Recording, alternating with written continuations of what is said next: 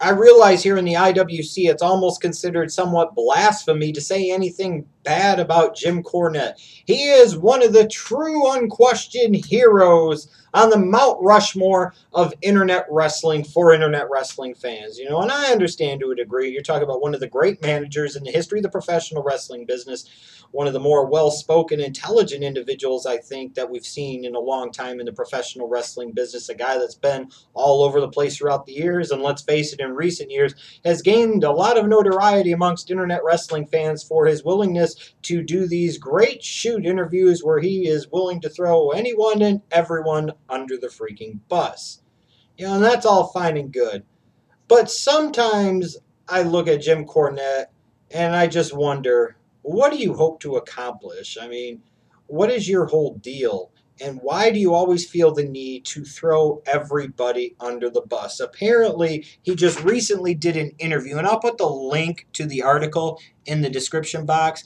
It was on the Undisputed Wrestling Show on angrymarks.com, and apparently he was asked about different members of the TNA creative team. And of course, Jim Cornette, being Jim Cornette, exercised his First Amendment privilege to say some things about these different creative team members that weren't all that positive. When it came to TNA Director of Creative Writing, David Lagana, he said, and I quote, "It's like they're on fucking acid. I know Dave Lagana. I like Dave Lagana. Would never let him close to the fucking book. He doesn't know how to book wrestling because the only experience he had was booking sports entertainment." Unquote. Quote, excuse me. Asked about TNA VP of Television Production and Talent Relations Director John Gaburick, the fucking goof they hired to be the head of their creative, the Big John character, was an out-of-work friend of Kevin Dunn's who gave a pity job to produce Tough Enough. He's never booked a fucking fart after a dinner at Taco Bell, unquote. And then he said this about TNA creative writer Matt Conway. Matt Conway is the guy who Dixie put on the creative team when it was Jeff and Dutch and Vince. I'm sorry I threw up a little in my mouth because they weren't telling her what was going on. So she took some stooge who worked in the office. He's a fine kid, but he doesn't know shit from apple butter about how to fucking book wrestling. She put him on the creative team so he could stooge to her about what they were talking about behind her back. And then he said, most notably about TNA ring announcer and member of the creative team, Christy Hemme. I can't say this without laughing out loud. They put Christy Hemme on the fucking booking team. What the fuck? She couldn't book Lassie at a pet shop. She's a nice girl, but what the fuck? Now, don't get me wrong. I have my fair share of things to say about TNA's creative department, and I feel a lot of them are true. But, you know, when I look at Jim Cornette, he always seems to have a lot to say about everybody else, but he never seems to take any responsibility for any of the bullshit that he's been a part of over the years. You ever notice when Jim Cornette speaks, he's easy to throw other people under the bus, but he is very hesitant to ever take any blame or responsibility for anything that he might be any fucking part of whatsoever? I mean, let's be perfectly honest here. A lot of you like Jim Cornette because he was once a great manager, and he comes on here on the internet and does entertaining shoot interviews where he talks shit about Vince Russo and Dixie Carter, and you like that and you think that's hilarious. And some of his stories are hilarious. The Dairy Queen incident, for example, and so many more.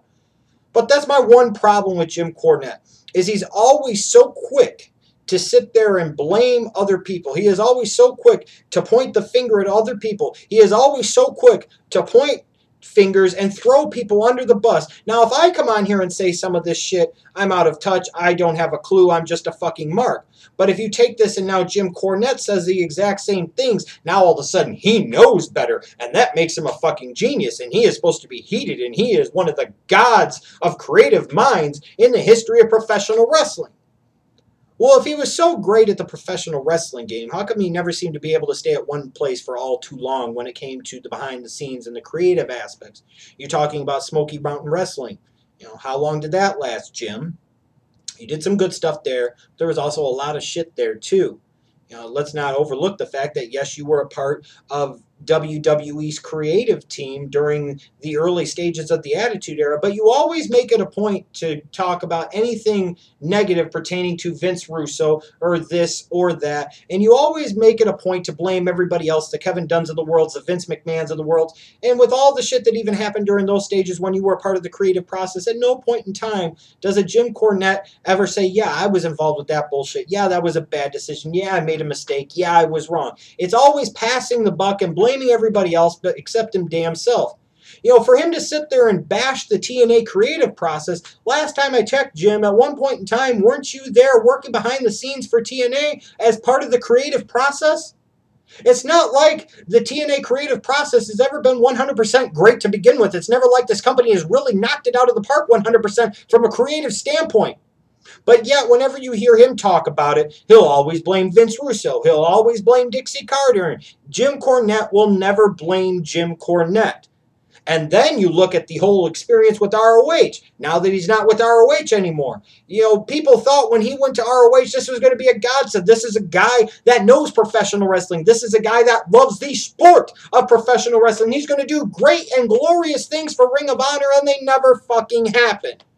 He blames Sinclair. He blames this goof in charge of the internet. He blames this goof for not sitting there and getting him a better site and not getting him off of iPay-per-view. He blames this goof and he blames that goof. And basically he blames everybody but him damn self. Jim Cornette does a tremendous job, and I somewhat applaud him for this, of being able to deflect any and all criticism away from himself, any and all blame away from himself, and create this kind of sensationalistic thing where he gets sucked up in the captivating abilities of his storytelling that he does possess to sit there and believe, oh my God, this is what's wrong, this was what's wrong, this was what's wrong, this is what's wrong. All of these things are wrong except Jim Cornette. Is it possible, Jim, that maybe you're not as great of a creative mind as you might envision? Is it possible, Jim, that sometimes you might have done some dumb shit in the wrestling business, especially in a behind-the-scenes creative role? Isn't it possible that a lot of the same shit that you're saying about these different creative team members, some internet fans might have actually said about you and other creative teams that you were involved with at some point in time, and when they said it, you said they were dumb marks and that they didn't know their ass from a hole in the ground? It's funny now that you're really technically removed from the business, Jim Cornette. I don't care what experience you've had. You're really speaking like a mark. Like the word you like to throw around about people like me. You know, you love to sit there and bash on Dixie Carter, and you love to bash on Vince Russo, and you love to bash on John Gaburick, and you love to bash on Kevin Dunn. And like I said, you tell great, entertaining, compelling stories, and you make it amusing, and, you know, you entertain a lot of us when you tell these stories. But the one thing I get sick and tired of from you, and this is just from my perspective and my opinion, I don't know if my viewers agree or disagree, the one thing I don't like about Jim Cornette is he never seems to take responsibility for any damn thing. It's always everyone else is responsible, everyone else is to blame, Jim Cornette is God, and everyone else is stupid crap. Now, I know I have a huge ego. I didn't think Jim Cornette had that size ego, but apparently I was wrong. So I guess my thing is for Jim Cornette, if you don't like the creative process of, let's say, TNA, join the club. If you have an axe to grind because you're pissed off about what happened during your time at TNA, maybe it's time to get the fuck over it. You know, maybe if you're so concerned about the state of the professional wrestling business, because even though you claim that you really don't want to dwell on it and you really don't want to talk about it, you have no problem when it comes time to getting your name out there, getting your word out there, and doing a shoot interview, talking all about it, and shitting on all different types of people involved with the business. Maybe you could actually put your words to actions and for once in your creative mind's life, actually do something positive to positively impact professional wrestling. Instead of sitting there and contributing more vitriol, contributing more negativity, us as fans, we do enough of that. We don't need more people adding on to that. We do enough of it, and frankly, TNA is an easy enough target, and it makes me think in a pathetic way that Jim Cornette is just mad that he's still not with TNA, and he still has a huge axe to grind, and the way that he presents himself is that when things don't go well for Jim Cornette, he has a huge axe to grind, and everybody becomes a fucking villain, and he becomes the ultimate hero.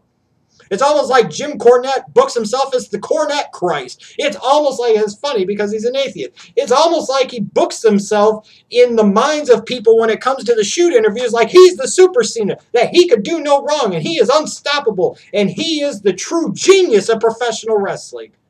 Please, Jim, either do something to help change the business positively, or stop bashing on everybody. You sound like an immature, petulant child. And that's coming from an immature, petulant child like me, just saying.